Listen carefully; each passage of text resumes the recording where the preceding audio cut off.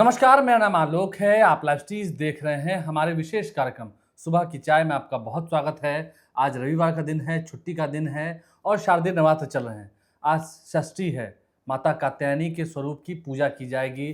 सभी जगहों पर पूजा पंडाल बनकर लगभग तैयार हो चुके हैं। शहर में एलईडी लाइट से चकाचौंध से काफ़ी बेहतरीन माहौल दिख रहा है, अच्छा नज़ारा दिख रहा है। पटना का डाकबंगला चौराहा हो, बोरिंग रोड हो, पटना जंक्शन हो, सभी ओर माँ भगवती के आगमन की पूरी तैयारी हो चुकी है। कलश स्थापना तो हो चुकी है, बस कल पट खुल जाएगा। सप्तमी है कल और आज षष्ठी तिथि है। माता कात्यायनी के स्वरूप की पूजा हो रही है। लेकिन बिहार में त्यौहार है, दुर्गा पूजा है, दशहरा है, दिवाली होगी, लेकिन लोकतंत्र का भी त्यौहार आने वाला है, चुनाव आने वाला है और चुनाव को लेकर पूरी तैयारी हो रही है। उसकी भी पूरी सुगबुगाहट है, गर्माहट है भीतर खेमे में। हमारे साथ रवि उपाध्याय जी हैं, बिहार के वरिष्ठ पत्रकार हैं। बात हम करेंगे आज की। आज सबसे पहले तो आज देश के उपराष्ट्रपति बिहार आ रहे हैं, एक दिवसीय दौरे पर बिहार आ रहे हैं। पूजा भी करेंगे, कई कार्यक्रम भी है, उसमें वो शामिल होंगे। देखिए, निश्चित रूप से उपराष्ट्रपति की जिम्मेवारी संभालने के बाद या उपराष्ट्रपति निर्वाचित होने के बाद पहली बार बिहार जो ज्ञान की धरती, मोक्ष की धरती मानी जाती है, भगवान बुद्ध की धरती, भगवान बुद्ध की धरती, तो वहाँ पर आपको एक दिवसीय दौरे पर उपराष्ट्रपति सीपी राधाकृष्णन का आने वाले हैं।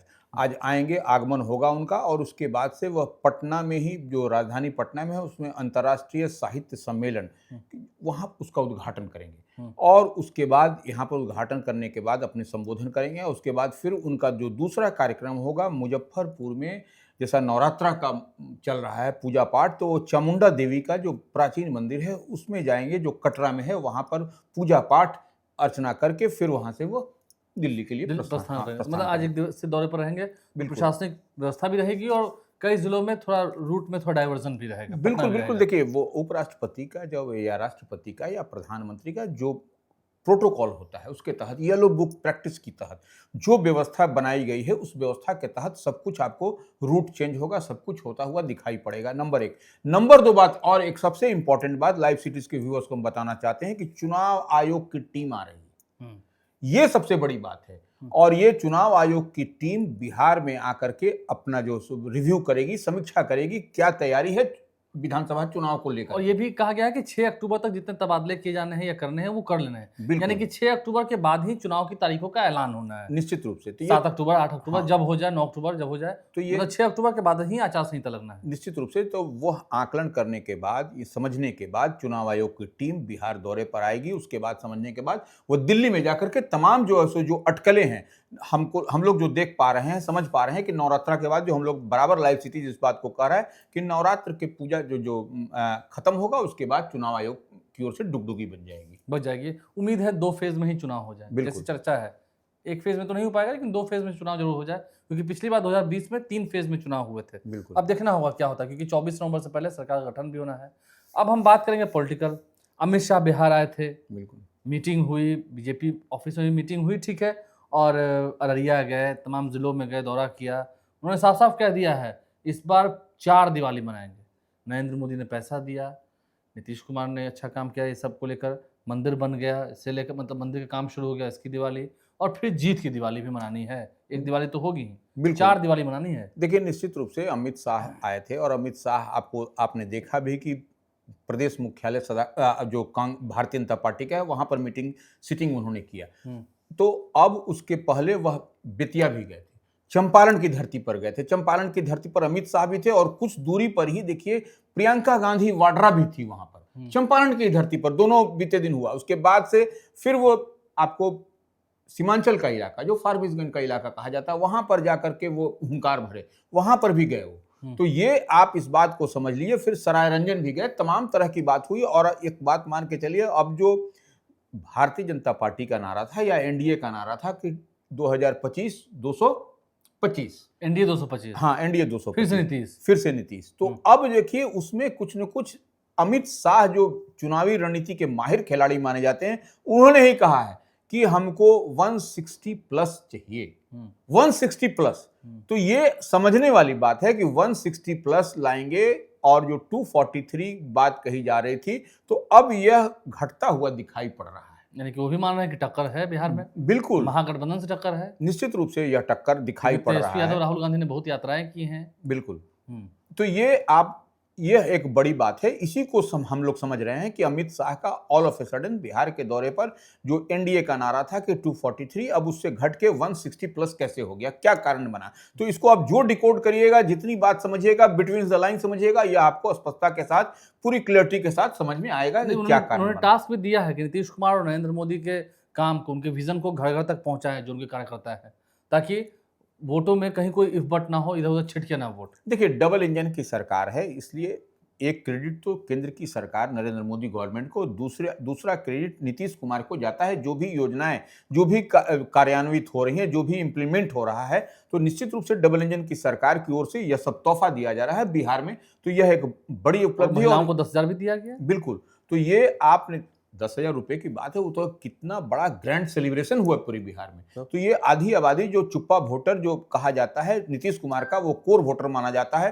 तो ऐसे में आपको बड़ा कुछ दिखाई पड़ता हुआ हम लोग को। बड़ा कुछ दिखाई पड़ा, लेकिन एक सर्वे भी आया है, 2 सर्वे आया है मेरे ख्याल से, चुनाव से पहले 2 सर्वे जो हैं वो बहुत कुछ कहानी बता रहे हैं। क्या लग रहा है, क्या है? देखिए, जो 2 सर्वे आया है, अलग अलग सर्वे है। दोनों सर्वे ताजा सर्वे है। एक जेवीसी का सर्वे है और एक लोक पोल का सर्वे है। दोनों पोल का जो सर्वे आया, उसका आप आंकड़े को देखिएगा, उसके ग्राफिक्स को समझिएगा, तो सब कुछ अलग होता हुआ दिखाई पड़ रहा है। अब देखिए, जेवीसी के सर्वे में आया है कि 243 जो विधानसभा की सीट है, उसमें एनडीए को 131 से 150, महागठबंधन को 81 से 103, जन सुराज को 4 से 6, बस डबल डिजिट में नहीं। हाँ, डबल डिजिट में नहीं आ रहा है। ये जो जेवीसी का सर्वे है। और उसके बाद से आपको अन्य की बात कही जा रही है। अन्य 5 से 6, अन्य से 5 से 6 में आपको एआईएम, बहुजन समाज पार्टी और अन्य को आप इसमें जोड़ लीजिए। अन्य की सीटें ज्यादा हैं जनसुराज से। हाँ, तो ये आपको 5 से 6 दिखाई पड़ रहा है। और यही देखिए, अब हम इसको ब्रेकअप में आते हैं कि किस पार्टी को, किस दल को कितना जेवीसी के सर्वे में आया है। ये जेडीयू को 52 से 58, भारतीय जनता पार्टी को 66 से 77, अन्य को 13 से 15। उसमें एनडीए के घटक दल हैं। उसमें जो 13 से 15 हैं, उसमें एनडीए के घटक दल हैं, जैसे कि लोक जनशक्ति पार्टी, रामविलास, हिंदुस्तानी आवाम मोर्चा और आरएलएम जो उपेंद्र कुशवाहा की पार्टी है। इसको मिला करके अन्य में 13 से 15 है। अब इधर आइए, हम लोग आते हैं जो जेवीसी का सर्वे है, उसमें महागठबंधन इंडिया ब्लॉक को कितनी, आरजेडी को 57 से 71, कांग्रेस को 11 से 14, अन्य को 13 से 18। अन्य जो है उसमें लेफ्ट और वीआईपी, हाँ, उसमें वो आ गया। तो ये हो गया। अब आइए, वोट प्रतिशत क्या कहता है जेवीसी के सर्वे में। वोट प्रतिशत कहता है, वोट शेयर कहता है कि एनडीए को 41 से 45%, महागठबंधन को 37 से 40%, ये वोट शेयर कह रहा है। जन सुराज को 10 से 11%। तो जन सुराज कहां सिमट गई, 4 से 6 में सिमट गई। तो ये आप जो भोकाल टाइट हो रहा था, जो जन सुराज के बारे में कहा जा रहा था, बसता चुनाव चिन्ह था, तो अब आपको स्पष्टता के साथ कहीं ना कहीं जमीन पर वोट भी चाहिए। देखिए, हवा में, मीडिया में बहुत कुछ बातें हो जाए, बिल्कुल ठीक है, आरोप लगाना, किसी पर आरोप लगा दिए, कितना सही है, क्या साक्ष्य है, वो तो समय पर देंगे तब ना, ऐसे थोड़ी। लेकिन वोट कितना आपका है गांव-गांव में, वही बात समझने की है। अब आइए थोड़ा सा कि अब महागठबंधन की तरफ चलते हैं कि वहां पर महागठबंधन का हमने बता दिया 37 से 40% महागठबंधन को आ रहा है वोट प्रतिशत जीवीसी के सर्वे में। और अदर्स, जिसमें कि ओवैसी की पार्टी एआईएमआईएम है, बहुजन समाज पार्टी है और अन्य है, उसमें आपको 7 से 8% वोट दिखाई पड़ रहा है। ये हो गया जेवीसी का सर्वे। अब आइए लोक पोल का सर्वे। ये भी बड़ा इंटरेस्टिंग है और यह ताजा सर्वे है। इसमें भी देखिए, एनडीए को 105 से 114, महागठबंधन को 118 से 126। यही चौंकाने वाला है, ये चौंकाने वाला है यहां पर। और अन्य जो है सो 2 से 5 ये है। अब इसको परसेंटेज में सब हो गए, खाने में सब सिमट गए। अब इसको थोड़ा सा चलिए थोड़ा सा कि अब परसेंटेज ऑफ माने पोलिंग परसेंटेज क्या रहेगा, माने परसेंटेज क्या है। तो एनडीए को है 38 से 41%।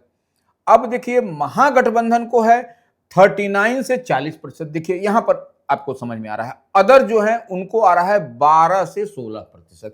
तो ये आपको आंकड़ा प्रतिशत में हमने बता दिया और ये चौंकाने वाला है निश्चित रूप से। अभी देखिए, चुनाव में हालांकि भी 1-1.5 महीना है, तब यह अब उस समय तक क्या परिवर्तन होता है ये। लेकिन अभी जो 2 सर्वे आए हैं, ताजा सर्वे जेबीसी सर्वे और लोकपोल सर्वे, इसमें स्पष्टता के साथ दिखा रहा है कि कसमकस बड़े कांटे की और मजबूत टक्कर होती हुई दिखाई पड़ रही है। मजबूत टक्कर होती हुई दिखाई पड़ी। तो अमित शाह ने कहा भी है, तैयारी भी हो रही है, नीतीश कुमार भी हर जगह घूम रहे हैं। लेकिन हम बात करेंगे थोड़ा उलटफेर की। बिल्कुल, अब कुछ उलटफेर भी होगा। जैसे देखिए, पूर्व विधायक रहे, पूर्व मंत्री रहे, बृजकिशोर बिंद आ गए आरजेडी के साथ, बिल्कुल ज्वाइनिंग भी हो गई। ऐसे और कई नाम है, आपको मालूम है? बिल्कुल। देखिए, अब ऐसे में एक बात समझना, कांटी से पूर्व विधायक हैं, मुजफ्फरपुर कांटी से पूर्व मंत्री हैं, वो जो है सो अजीत कुमार, वो जो है सो जेडीयू का दामन थामने जा रहे हैं। चर्चा है पूरी। हाँ, चर्चा है, ये जेडीयू का दामन थामने जा रहे हैं। इसी तरीके से कांटे की सीट जेडीयू को जा रही है। निश्चित रूप से जब वो थामेंगे, इसका मतलब है कि यह इशारा करता है या संकेत देता है कि जो है सो जेडीयू को सीट कांटी की जा रही है, नंबर एक। नंबर दो है कि आपको परवत्ता से जो एमएलए हैं, सिटिंग एमएलए हैं, वह जो है सो पहले जेडीयू में हुआ करते थे, डॉक्टर संजीव। अब वो उनके बारे में कहा जा रहा है कि अब वह भी आरजेडी, जो मुख्य विपक्षी पार्टी है, तेजस्वी यादव जिसको लीड करते हैं, लालू प्रसाद यादव की जो पार्टी है, उसमें वह शामिल होने जाएंगे। ये बात ठीक कहा आपने, हाथ कंगन को आरसे क्या, पढ़ लिख को फारसी क्या। ये तो विश्वास मत के समय से ही दिख रहा था कि उनका रुझान उधर था।